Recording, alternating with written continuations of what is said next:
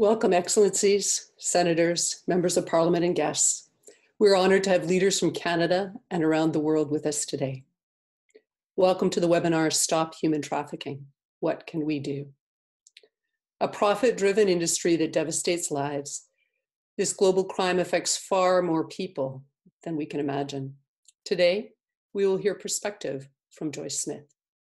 She has seen lives dramatically changed and miracles happen through the rescue and rehabilitation of trafficked victims.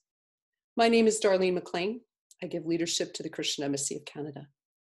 The Christian Embassy exists to connect and to facilitate trusted relationships with parliamentary, diplomatic, and business leaders around issues of mutual interest. We invite those with expertise to share their personal insights with people of all faiths. We are motivated by the love of God, and our desire is to inspire leaders with the person and values of Jesus. He treasures every individual and teaches us to love and protect all, particularly the vulnerable. Jesus is the source of healing and restoration, who offers hope and purpose to all people. His wisdom and principles transform life and enrich leadership. Our format today is that of a presentation followed by questions which were submitted in advance. There will be brief concluding statements made by Joyce Smith and by my colleague Steve Strongwitharm. I do want to express thanks to my colleagues for their diligent efforts to facilitate today's webinar. It is now my great pleasure to introduce Joyce Smith. She is an accomplished teacher, a renowned entrepreneur, a respected political leader and passionate reformer who has invested 25 years in the prevention of human trafficking in Canada and around the world. She's accomplished much, including the introduction and passage of a private member's bill that amended Canada's criminal code to create a new offense for child trafficking. She's received many honors, including the United Nations Recognition of Achievement Award, and in 2019, the Order of Manitoba. She is a courageous woman, a Canadian hero. We are eager to hear from you, Mrs. Smith, as to how we can help stop human trafficking. Well, thank you very much, Darlene, for that very gracious introduction. And I'm honored. I looked at the list of people that were listening today and watching, and I'm honored to be here in front of you today.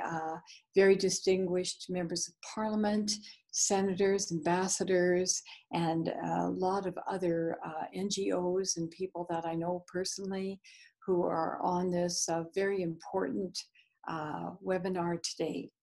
So let's talk about human trafficking, because human trafficking happens in large urban centers, it happens in small towns, it happens in rural areas, it happens everywhere.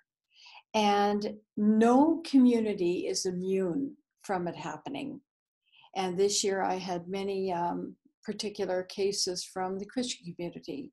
But I want you to watch a video, and I want you to take note of what the people who were involved really feel about everything. So let's watch that video now.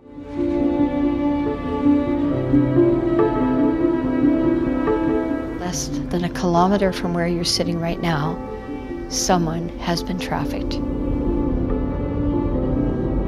When we hear the words human trafficking, most of the time our minds will drift to Southeast Asia, Eastern Europe. But human trafficking is also happening right here in Canada, and it's happening to Canadian girls.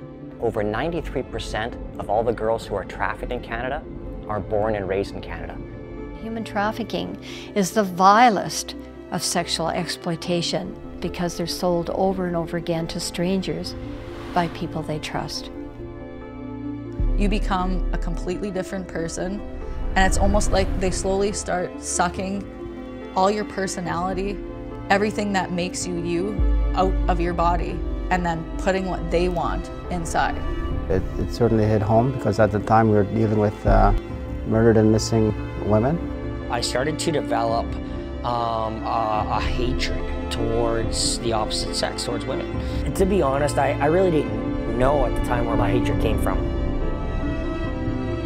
I try to process this. How did I end up there? What brought me there? I don't want to find an excuse, but I want to find reasons. Human traffickers are very, very evil people, but they're not stupid. They understand very, very well what it takes to get into a daughter or a son's mind and to lure them into the entire world of human trafficking. We have to make people aware that human trafficking is happening. And in our Christian community, many people don't like to talk about it. We got to take a hard look at ourselves and ask, am I involved in the fight against human trafficking?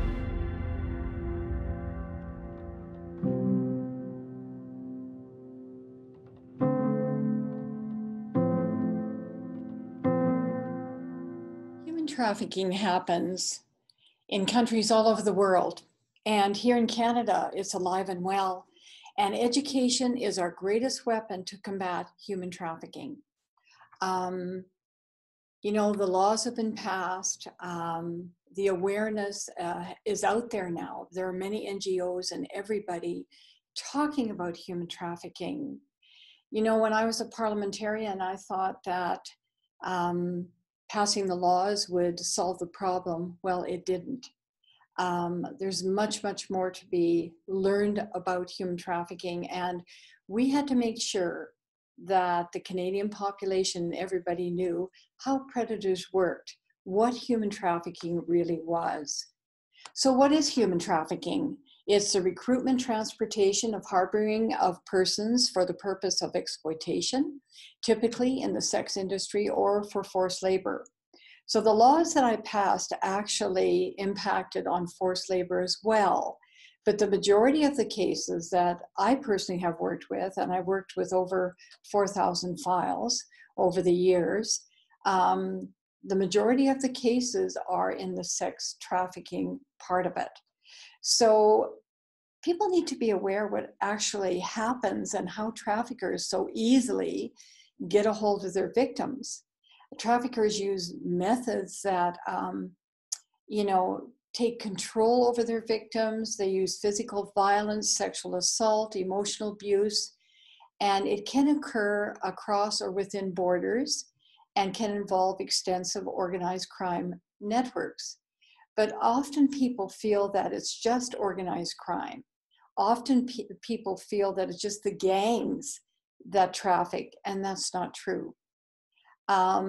Traffickers earn in excess of $260,000 per victim per year, and that's why they do it. And the traffickers can be entrepreneurs. They can be people who just get together and decide they're going to lure and traffic a young person into the sex trade. So it's not a voluntary thing. It's something that happens in a very clandestine way. The traffickers themselves actually get the confidence of the people that they target. I know I had a trafficker not too long ago who was instructing other traffickers how to be a good trafficker and how to earn lots of money. And he drove them past schoolyards and he said, look at the kids not as kids, look at them as ATMs. And I know when I first started, when I was a teacher with the human trafficking, I remember giving seminars on how to protect your child over the internet. And I remember the girls showed up and I could see the tattoos on their arms and on their necks. And they would tell me, I belong to Larry or I belong to Tom. And if I'm sold to somebody else, they change the tattoo. And at that time, I asked them, well, why don't you go to the police? And they said, well, they don't go to the police because they're re-victimized. Nobody believes them. So I really say on the offset, I credit the victims, the survivors of human trafficking, with helping me get the laws passed. Without them, it would never have happened. It's their bravery and their stories that have resonated all across the country. And I have to really laud and applaud all of them. Today, a lot of them are still my friends, and I still help them, and some of them have turned out just doing amazing work helping others. And with the better understanding of human trafficking, it's been quite amazing to see that now they don't blame themselves anymore. Now they understand that these traffickers are very skillful. So traffickers can be, a lot of trafficking occurs between the Canadian and US border. And 93% of the trafficked victims in Canada are Canadian born.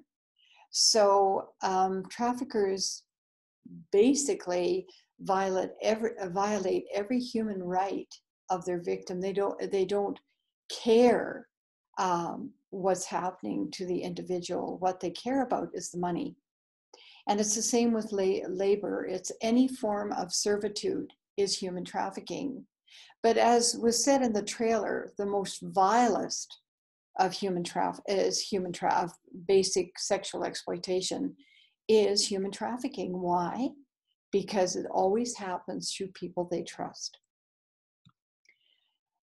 Now, there's a lot of numbers that you see on the internet and everywhere, but as I told you, 93% of Canada's sex victims are Canadian born. So, you know, people that think, oh, it only happens if someone comes from another country, that just isn't true. And a new report out has just stated that 50% of sex trafficking victims in Canada are Indigenous.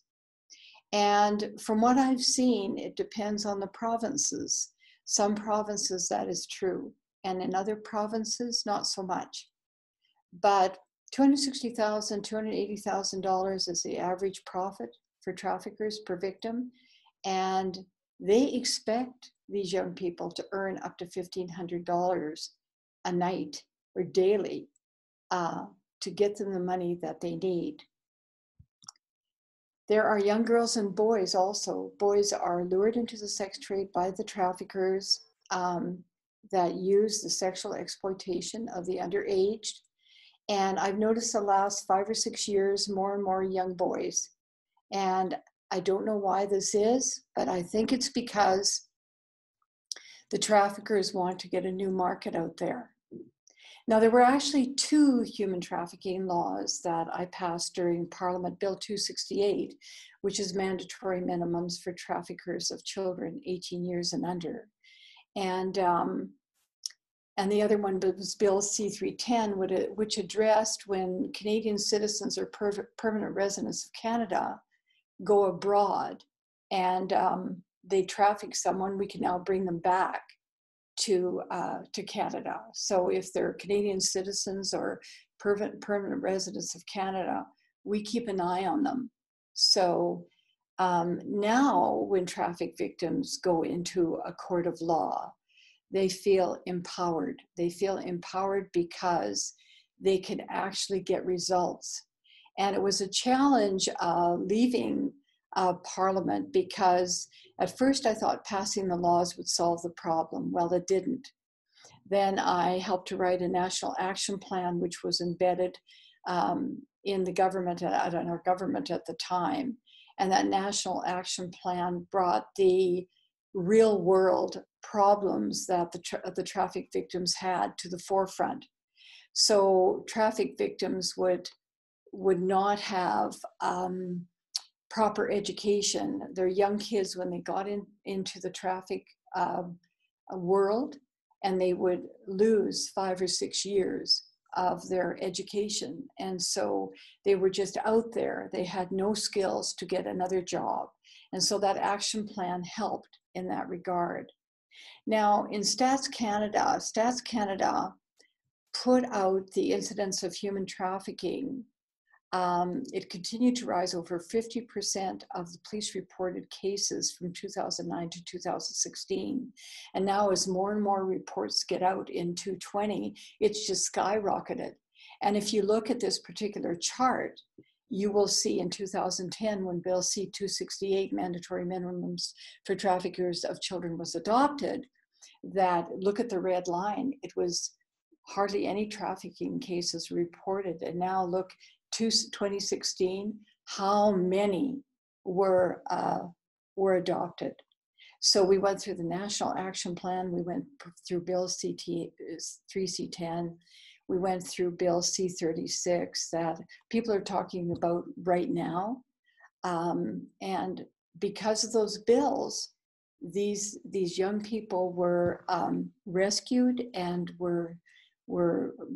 reports were made, charges were laid, and it sort of broke open the whole issue and the whole conversation around human trafficking in Canada. So who is at the risk of being trafficked? Very young girls. And why is that the case? Well, there's a number of reasons. One trafficker told me he loves to have virgins because they bring more money. And also young boys and girls are young boys and girls.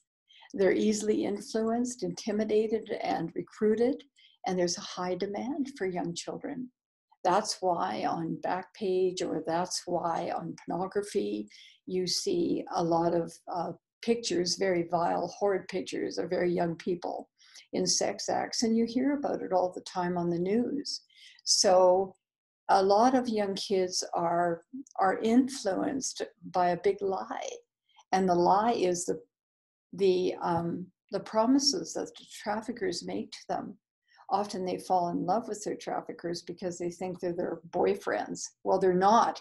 They're their targets. And so through my foundation, we have developed a lot of information that we take to schools and all over the place about how the traffickers work. And we've had literally hundreds of young girls come forward and say, I'm breaking off from my boyfriend because he's made, these suggestions and asked me to do things that you talk about in the presentations, and I'm not doing it. So education, as we said in the beginning, is the greatest weapon we have right now. We have the laws, and the education piece and the awareness piece is huge in preventing human trafficking from happening. And as I said, I worked with over 4,000 files right now, and as of 2020, and I have to say that not all of those were successful things. That you talk about mental health, and after a child has been trafficked and the trauma they go through, they have so many mental health issues. So I had one case, youth who appear isolated from their peers or at school or being bullied, they could be prime targets. I had one case where a gang member had a girlfriend who was going to high school, and he was told, he asked her to find a girl who was very shy and who was left out of the peer group and didn't have much family or support. And the parents were very high professional people, and they were too busy to really pay attention to what was going on. The girl was doing very well in school and her academics, but that all changed when she became trafficked. And she was trafficked during the time she lived at home. And so this trafficker actually got his girlfriend to condition her. And they landed up in Toronto at one point in time because they became such good friends. This girl who never had a best friend now had a best friend. And money exchanged hands, and that girl disappeared. The other girl got her way paid through university. I don't know how she sleeps at night. But we did find her. It took us a week to find her. And that same young girl who was so shy at school, an A+ student, never returned to school. And she still lives at home with her parents, and she still is terribly traumatized by what happened to her. So anyone can become a victim. And, don't ever think that because you come from a good family or whatever, I'm just saying it can happen to anyone. And traffickers, the most of it happens, I would say, middle-class families.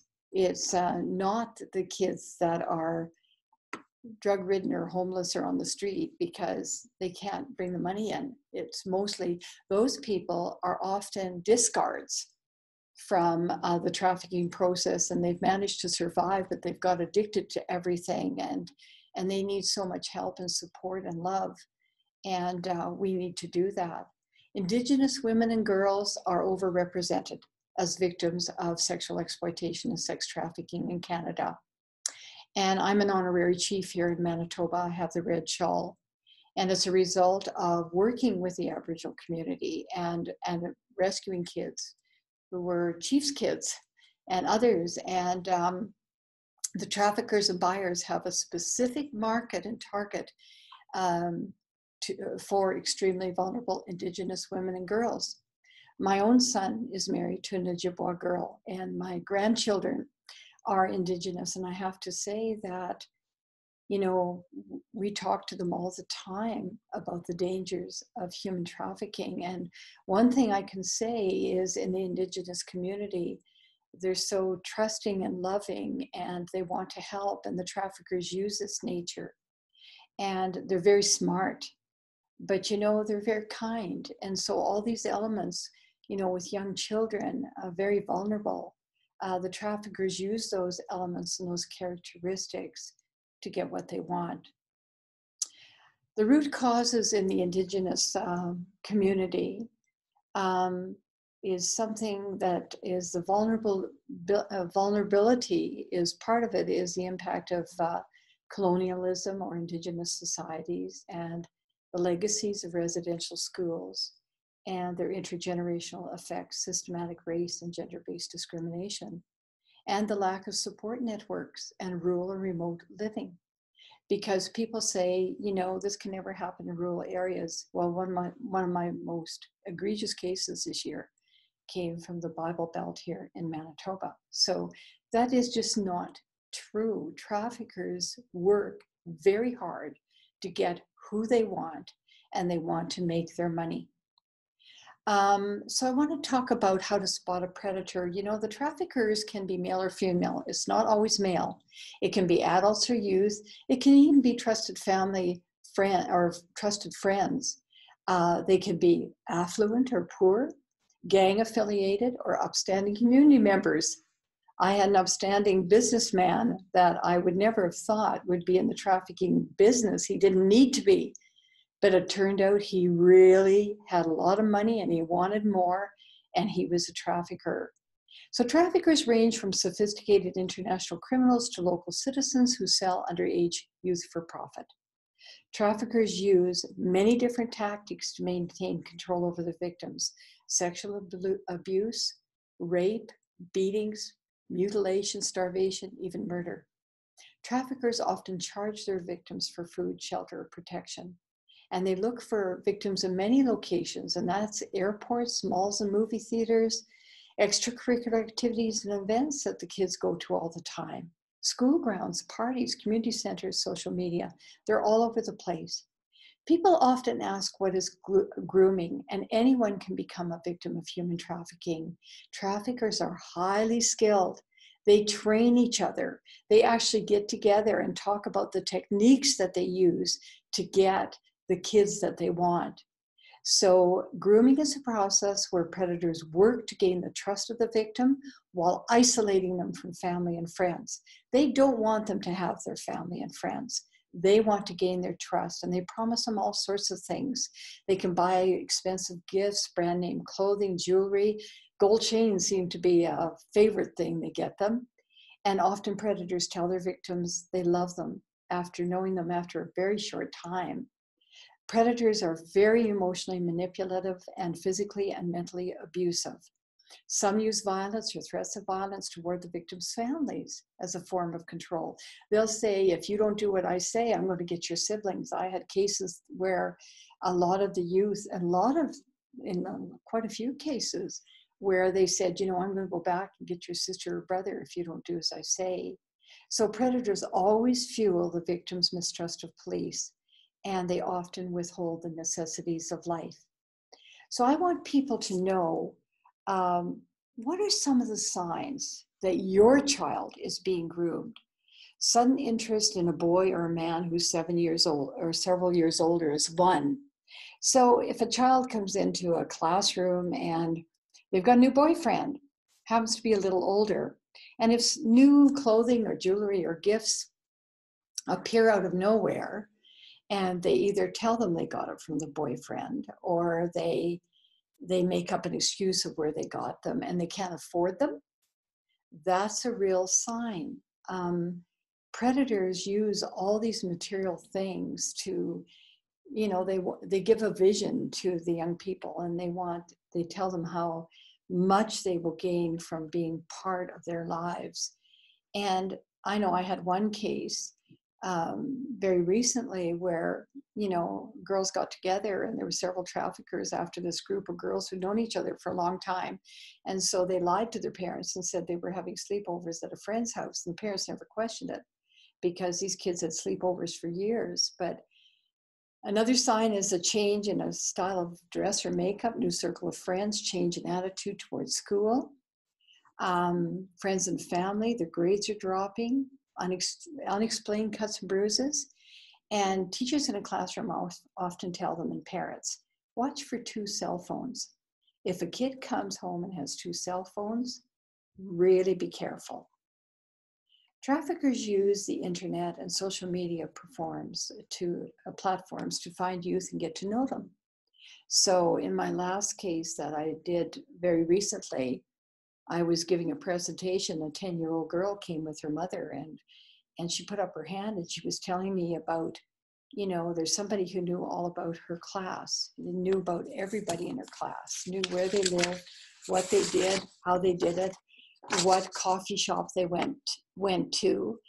And I'm telling you, the hair just stood up on my neck, because this was a real sign that someone had got to a large group of kids. It landed up that we took down one of the most egregious trafficking cases I've ever had in my life. The oldest one was 15 years old, and I have to say that it was so sad, because she tried to escape from her trafficker right before Christmas, and she went out through a window on her roof, and she fell off the roof and broke her back. And so she was put in a hospital under a pseudonym. The good part was she told the police everything, the names of the people who were the traffickers. She told them absolutely everything. So it really was great that they were able to bring down the trafficking ring. But, it was very sad in working with the kids, because one was a 9-year-old boy who was convinced that he owed his trafficker $50,000. And they had persuaded this little guy to perform oral sex acts on gentlemen. And I say that, I shouldn't use that word, predators. And this little guy was convinced. He didn't even know what $50,000 was. But we worked with him, and he got out of it. And, he's hopefully getting to be rehabilitated and better. His parents are helping. But parents and teachers and everybody, watch those computers. Keep those computers in a common space. And I have to say to anyone listening, never send pictures of your kids in an email or pictures out there. And, tell the kids not to do that. This selfie stuff that's going on right now is very important. I think that we have to pay attention to what's happening on the phones, because everybody has a phone. Everybody has a cell phone, and they're very powerful. Very, very powerful. In fact, all the porn comes over those phones. They're able to see things that they've never seen before, and they've got into using selfies. And if girlfriends and boyfriends really do an awful lot of sending nude pictures to each other, and those pictures, we need to talk about that, teachers and parents and everyone, because those pictures can't be retrieved. Sometimes we try, and sometimes we've had a little bit of excess, but 20% of, there's a new report, 20% of teens report having sent nude or semi-nude photos and videos of themselves. And then 46% of those kids that do that, they get involved in sextortion. In other words, it's like extortion. 60% of the people who do try to victimize them again by extorting them, or what we call it sextortion, in one way or another, are known to the offender. And often they were the offenders. The offender was the boyfriend of the girl. Teenagers now spend an average of 9 hours a day online, and predators groom children online. And you know what? It takes less than 45 minutes to groom a victim online. You wouldn't believe it. It's just amazing how skillful these traffickers are. The average age for getting the first smartphone right now is 10 years old.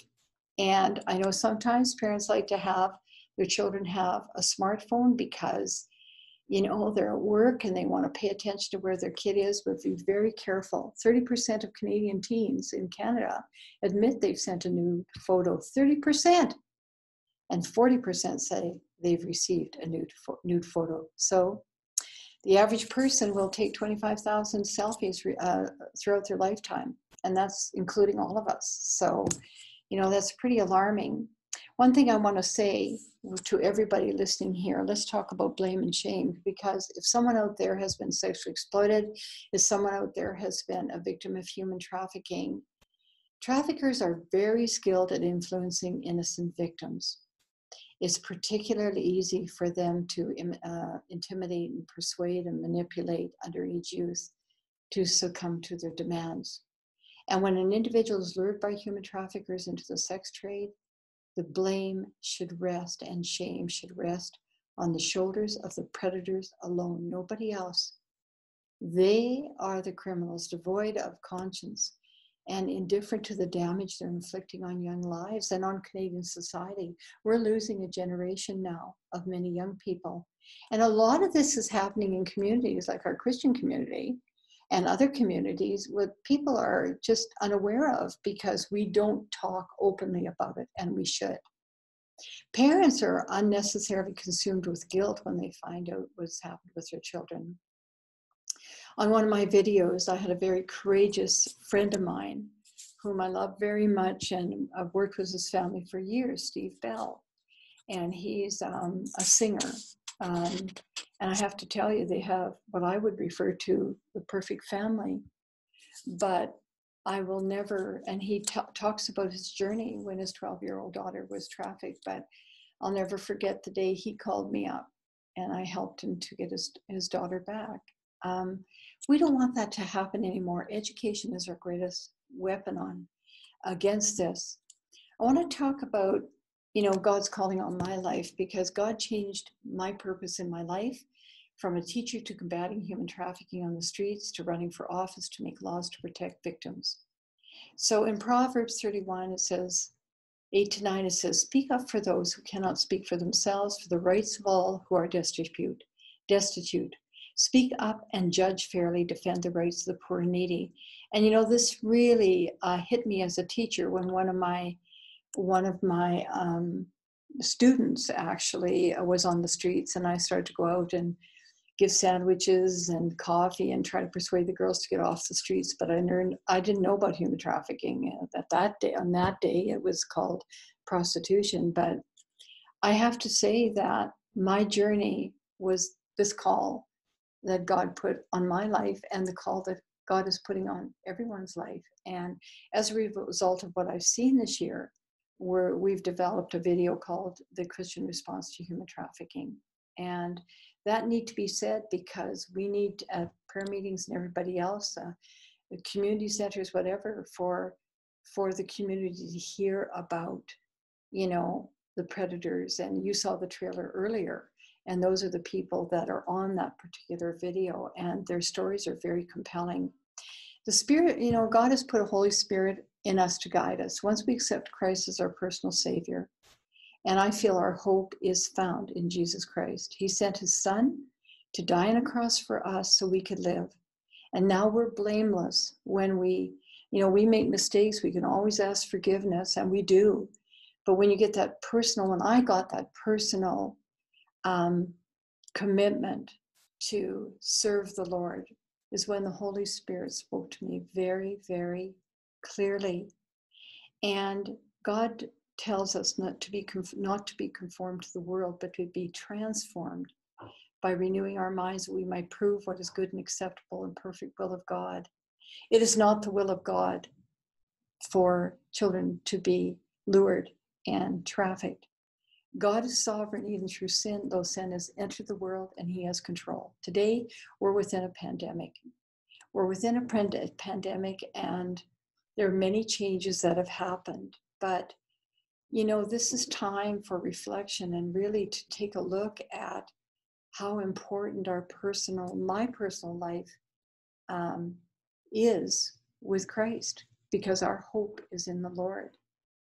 And, you know, so today we're talking about human trafficking as they did in the days of old with Wilberforce, where he said, having heard all this, you may choose to look the other way, but you never again can say you do not know.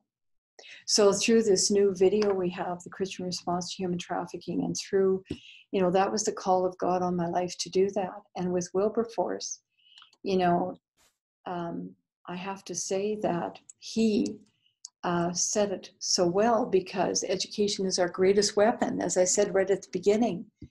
And once you know, you can never again say you don't know. And so now we're at a pandemic. God knows all this is going on. He allows it, but through his protection, no weapon formed against us prosper. God will see us through everything. And I've had some pretty rough things that I've gone through during my life. But I want to share a poem with you that really touched my heart. And people stayed at home. And I want you to think about the pandemic right now. And people stayed at home and read books and listened, and they rested and did exercise and made art and played and stopped and listened more deeply. Someone meditated, someone prayed, someone met their shadow, and people began to think differently, and people healed. And in the absence of people who lived in ignorant ways, dangerous, meaningless, and heartless, the earth also began to heal. And when the danger ended and people found themselves, they grieved for the dead and made new choices and dreamed of new visions and created new ways of living and completely healed the earth just as they were healed. To me, I found this to be an extremely profound, a very profound poem. Maybe we'll put the poem back on so you can reflect on it a few minutes and see if we can bring it up again. But I have to say that I would say that all people, you know, have this ability to reach out to Christ and be renewed. So thank you for this time, and I'm certainly open to some questions if you have some out there. Thank you so much, Mrs. Smith, for this presentation and the hope that you've also shared. We have received a number of questions, and we'll seek to ask as many as possible in the time remaining. First of all, can you tell us what impact has the pandemic had on trafficked victims?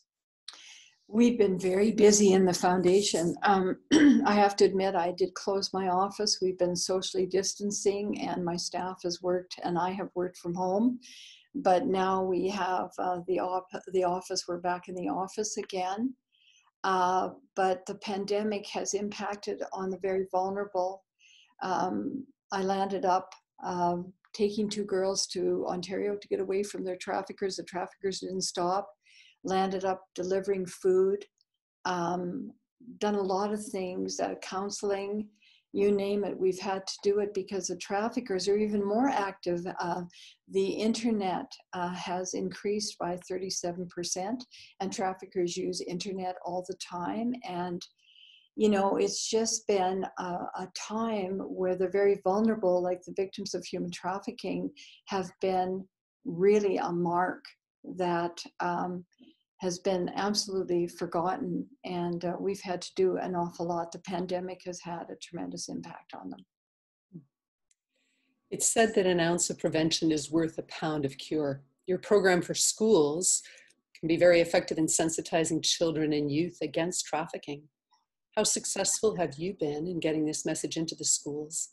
And what do you think it would take to spread this message to every school in Canada? Well, I have to say that It's been really successful. In fact, we had, before the pandemic, we were training trainers to go out all over the country to take the SCOPE program and just do what I did right now, talk about how the predators work and how they could protect themselves, because I do believe the teacher comes out in me, and I do believe that education is our greatest weapon against this horrid, horrid crime.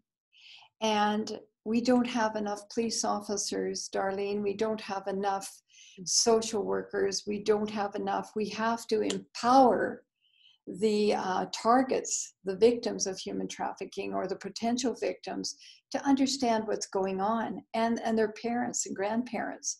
And it's been hugely successful. I went to a big school, and very recently, right before the pandemic, and I have to say that 5 of the girls came forward and said, you know, I'm breaking off from my boyfriend because my boyfriend suggested that I'm so beautiful that I should go to the strip club, and he needed money and he doesn't have any money. So we had to make sure that we could buy a house. And so she said, I was going to go, but I'm not anymore. And I said, well, sounds to me as if you might be a trafficker. And she said, you know what, I just have this terrible feeling, and I've had a lot of pressure.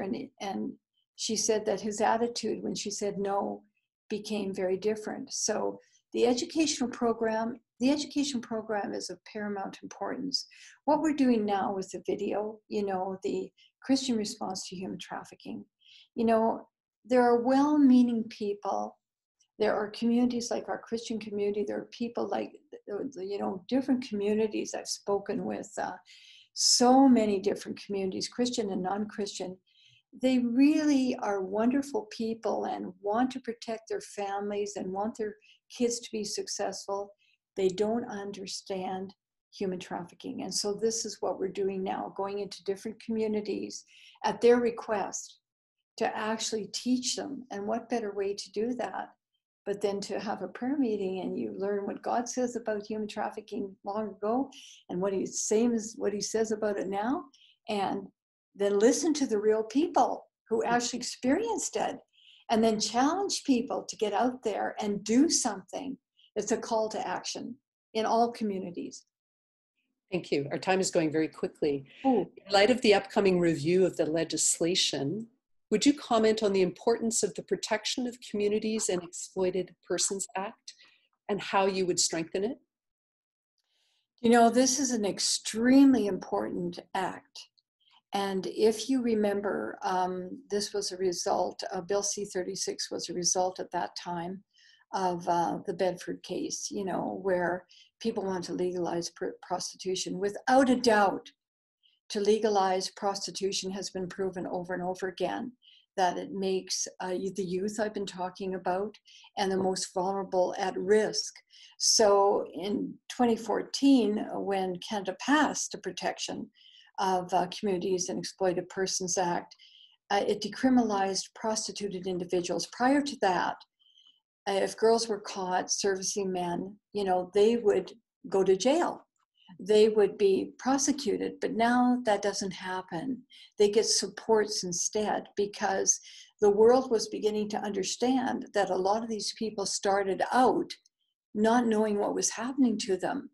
And then after they have children, and usually children from different men, they love the children, they try to take care of them, and they're arrested, then the children go into CFS and they're separated from their families. And this bill also targets sex buyers, who are almost unanimously men, sometimes women, but for the harm they cause to those that they buy sex from. So, you know, it's that bill made it an offense to advertise sexual services, communicate for sexual services, and receive material remuneration from sexual services or material benefit. So it's a very, very important dynamic bill, and it must be defended. It must be defended. To take it down and get rid of it is a travesty against all those 4,000 cases that I have in my filing cabinet right now who are real people.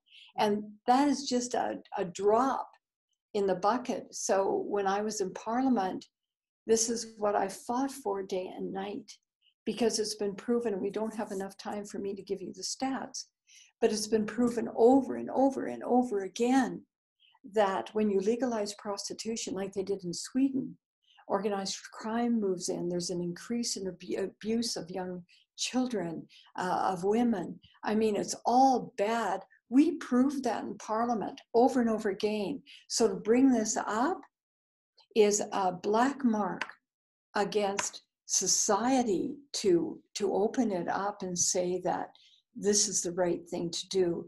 It circumvents the rights of every woman.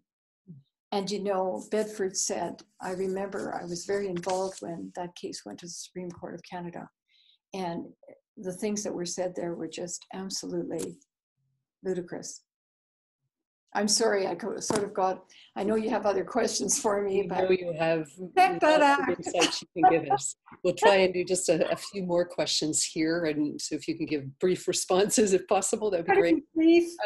Who is helping to repatriate victims and to provide safety once they escape? Do you know what? That's such a great question. It's good-hearted Canadians. And within those good-hearted Canadians is people from all communities, non-governmental organizations who really care for them. And so they really care about making the victims' lives better, to help to counsel them, to help them to restart their lives. And I've seen many survivors of human trafficking who now have taken up the cause. You know, Bridget Perrier, Natasha Foley, Tamia Nagy. So, and I could tell you just thousands of them now who have said this is not going to happen to another person. And, you know, repatriation, you know, is people helping people. And it's not governments that do that. Governments pass laws that allow that to happen. They give funding out to allow that to happen. But it's the Canadian population who feel the call of this, in my case, the call of God on my life to make this happen. And there's many out there that do this repatriation, and God bless them, it's great. We have a number of embassies represented on this webinar today. And so one of the questions is, would you give insight as to how to develop a positive working relationship with a host country as it applies to curbing human trafficking? You know what? I've worked extensively in the Ukraine, in Israel, in the UK, in England, Ireland, Scotland, and other countries. And it's reaching your arms out to everybody, all the embassy joining hands and seeing what the commonalities are. And what they will find is that everyone has human trafficking in their countries. And in some countries, it's no worse than any other country. It's just that it's more accepted and more visual in some countries than others. But I have to tell you, they need to start putting down the walls and start talking about their commonalities, talk about their shared vision, because we're all on the same page.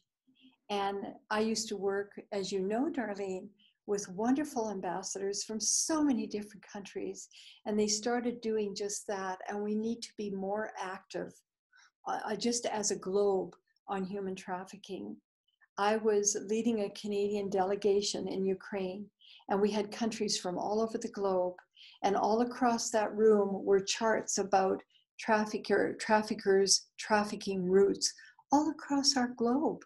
So it's, you know, I've met people in England that were trafficked from Alberta. I mean, it's just a seamless thing. And so it really is important for embassies to join together and share and not look at one another as, you know, people who have a worse issue than other countries. That's not true. It's just more prevalent. You can see it. But it's in every country, and we can stop it together.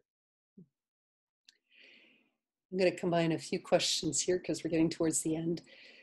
If if one of us sees someone in public that we suspect might be trafficked, what can we do?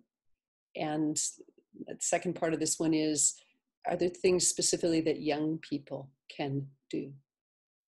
Absolutely. First thing, everybody needs to become educated about what human trafficking is and what to look for. And if they see something, trust your intuition. Trust that little niggle that comes in. It doesn't seem right. So if you find out how predators work and what the modus operandi looks like of a trafficker, you see things like a trained police officer sees things. I've had police officers who told me they can't go on vacation because they see things and they know what's going on. You become, the Canadian and populations all across the globe can get that by knowing what to look for. And so when they get that, they should report it to their local police. And if their police force in some country is weak, then go to their government people and start to demand change. That's very, very important. I'm sorry, and the second part of your question was, what can we do nationally? Specifically, are there ways that young people could make a difference?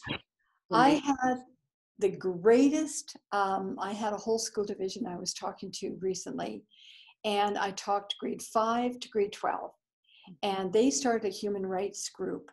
And starting a human rights group and learning about human trafficking, and then making sure that every single student, everybody knows about how to protect themselves and not to be afraid to give a report to a police. Because what a lot of people don't know is the police take that information and they do things behind the scenes that you don't even know about. And they know who to look for. But crime is broken by someone talking, like that little girl I was telling you about, 10 years old. If she hadn't raised her hand and told me some information, and if I hadn't spoken to some people. So that's what students can do, is just arm yourself with knowledge and then be brave enough to take action.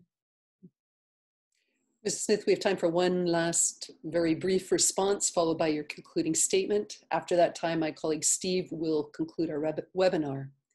So that the last question, thank you for all the work that you have done. How can an individual get involved to help locally and nationally to stop human trafficking? If someone really wants to get involved, first of all, they should find out about what trafficking is. And I have lots of things on my website to understand it at joycesmithfoundation.com. And, you know, to get themselves, there's lots of things on the web from different organizations where they could become knowledgeable. And then look at your comfort area. Is your comfort area, you know, speaking to the teachers at in your local school? Is it sitting in a prayer group, you know, and talking about human trafficking? But every little thing that is done to bring awareness helps in a marvelous way. And people have to go according to what they're comfortable with, but they should start now, because if we all do it, we can eradicate human trafficking. I thank God for you, for all of you on the webinar today. It's a very personal thing and it could save a life. And as I said in the beginning, education is our greatest weapon against this horrid crime. Find something to do. And as Wilberforce said, once you know, you can never again say you don't know. So all of you on the webinar right now know. And it's time to take action. If you're busy people, if you've got a lot to do, find some way that you can get the word out, because you could save a life. Thank you for your time today. God bless you. Mrs. Smith, thank you so much for your presentation today. I am so thankful for for both what you have shared with us. I find it to be very sobering, also very empowering as well, as we consider the steps that we can take against human trafficking. So I'm thankful for this. I'm thankful for your advocacy as well. You have spoken up and been an advocate for some of the most oppressed people in our world today. And so we want to just want to thank you on behalf of the Christian Embassy and those who have been able to learn from you today as well. Thank you for sharing your experience with us, and for sharing your knowledge with us as well of the situation in our world that is devastating to us. And so we want to thank you for that. Thank you also to all of those who have attended today for your participation in the webinar today. Our Christian Embassy team is very interested in hearing from you following the webinar. So upon exiting the call, you should find a screen that provides a link where you can share your feedback with us in Zoom here.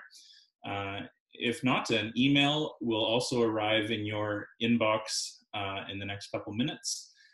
Please just take a moment to answer a couple questions for us to help us to know how we can serve you better.